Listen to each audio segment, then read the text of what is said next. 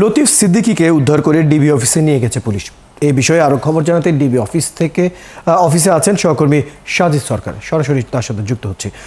সাজিদ সরকার, লতিফ সিদ্দিকীর সর্বশেষ খবর কি আছে আপনার কাছে এবং আটককৃতদের নিয়ে কি সিদ্ধান্ত নিয়েছে পুলিশ? ফয়সাল, আসলে এখন পর্যন্ত কোনো সিদ্ধান্তে উপনীত হতে পারেনি। ডিবি কার্যালয়ে তাদেরকে আনার পর তাদের বিষয়ে আসলে যাচাই বাছাই চলছে। আসলে তারা বিশেষ করে লতিফ সিদ্দিকী, একই সাথে সাংবাদিক মঞ্জুরুল করিম পান্না এবং ঢাকা বিশ্ববিদ্যালয়ের আইন বিভাগের অধ্যাপক রয়েছেন হাফিজুর রহমান কার্জন।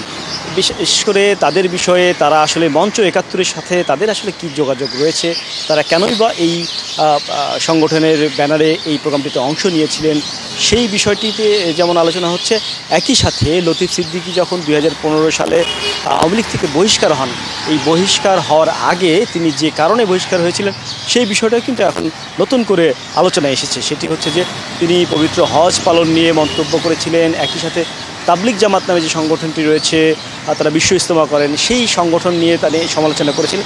এবং সেই সময় আমরা দেখেছি যে সারা দেশে তার বিরুদ্ধে গণজোয়ার তৈরি করার পরেই কিন্তু আসলে আওয়ামী লীগ থেকে বহিষ্কার করা হয়েছিল। কিন্তু তিনি আসলে শুরু থেকেই ছাত্রজীবন থেকে শুরু করে মুক্তিযোদ্ধা সব কিছু মূলেই কিন্তু তিনি আওয়ামী লীগের আদর্শ ধারণ করেন, লালন করেন। সেই কারণে কিন্তু আজকের যে তার অনুষ্ঠানে গিয়ে তাকে অবরুদ্ধ করা এবং তাকে প্রশ্ন জর্জরিত করা, বিশেষ করে সেই সময়ের, অর্থাৎ তিনি যে পবিত্র হজ পালন নিয়ে মন্তব্য করেছিলেন, ধর্মীয় উস্কানি, সেই বিষয়গুলো নিয়ে নতুন করে যখন আলোচনা তৈরি হয়, সে কারণেই কিন্তু তাকে উদ্ধার করে শাহবাগ থানা এবং পরবর্তীতে ডিবি কার্যালয়ে নেওয়া হয়।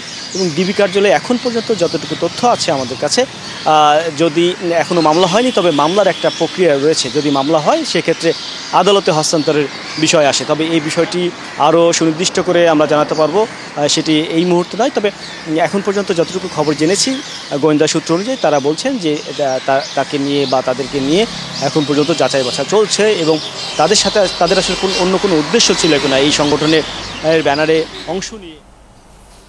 সাজিদ সরকার, ধন্যবাদ। খবর আপনি রাখতে থাকুন, পরবর্তীতে প্রয়োজনে আবার আপনার সাথে যুক্ত হবো। দর্শক, আমাদের সাথে ডিবি অফিস থেকে সহকর্মী সাজিদ সরকার যুক্ত হয়েছিলেন। লতিফ সিদ্দিকী উদ্ধার করে ডিবি অফিসে রাখার যে বিষয়টি, সেই বিষয়ে সর্বশেষ খবর আমরা জানছিলাম।